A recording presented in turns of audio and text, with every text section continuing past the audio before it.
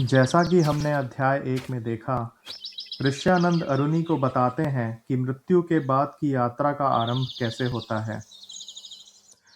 अगले दिन पुनः अरुणि अपने मन की आशंकाओं को लेकर फिर से ऋषि ऋष्यानंद के पास पहुंच जाता है और उनसे पूछता है। गुरुवर, मैं रात भर सो न सका। कृपया और बताइए, मृत्यु के तुरंत बाद क्या होता है?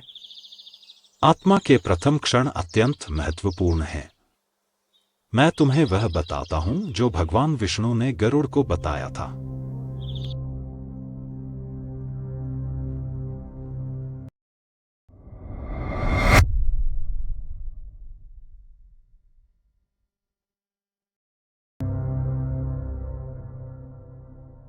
मृत्यु के समय आत्मा विभिन्न द्वारों से निकलती है। पुण्यात्मा सिर के शीर्ष से निकलती है, पापी निचले द्वारों से।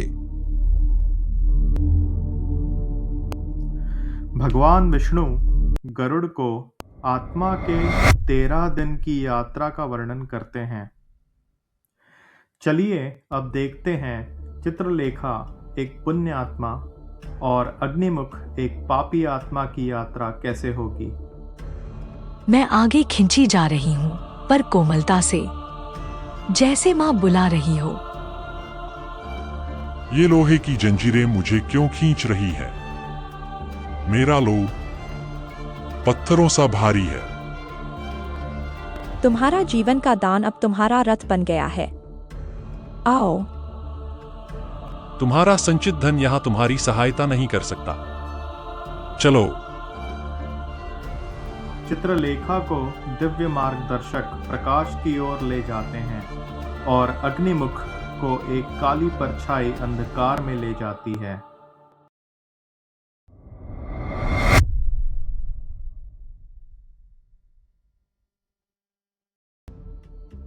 सभी आत्माओं को वैतरणी पार करनी होगी, जो जीवितों को यमलोक से अलग करती है। मेरे लिए एक नाव प्रकट हुई, मेरे सत्कर्मों से बनी। नदी जला रही है, ये जीव काट रहे हैं। मेरे झूठ, मेरी ठगी, ये राक्षस बन गए हैं। अग्निमुख वैतरणी नदी पार करते हुए संघर्ष करता है, जबकि चित्रलेखा शांति से वैतरणी नदी पार करती है।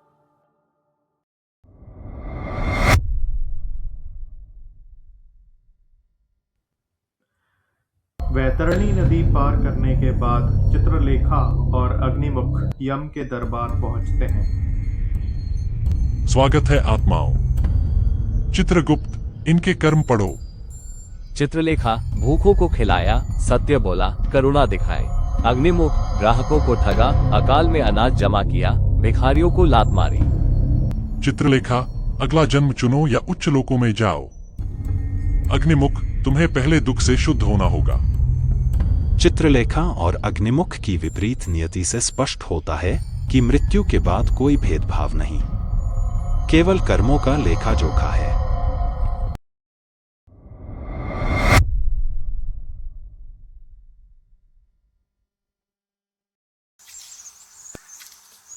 आइए पुनः चलते हैं वटवृक्ष के नीचे।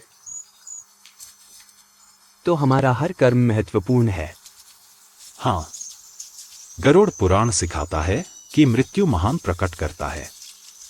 जीवन में हम अपने कर्म छिपा सकते हैं, मृत्यु में सब खुल जाता है। तो मुझे अब से अलग तरह से जीना होगा। यह ज्ञान बालक, इसीलिए ये कथाएं सुनाई जाती हैं। कल मैं उन संस्कारों के बारे में बताऊंगा जो दिवंगत आत्माओं की सहायता करते हैं। दूर स्मशान का धुआं दिखाई देता है। दोनों मौन होकर देखते हैं। मेरे पिता की यात्रा के लिए और तुम्हारी अपनी तैयारी के लिए। मृत्यु सबके पास आती है, पर भय केवल उसी को लगता है जो तैयार नहीं होता। यह अध्याय मृत्यु के तुरंत बाद आत्मा की यात्रा का विस्तृत वर्णन करता है। जब प्राण शरीर छोड़ते हैं तो आत्मा की गति उसके कर्मों से निर्धारित होती है। पुण्यात्मा प्रकाश के मार्ग से जाती है, पापी आत्मा अंधकार में भटकती है।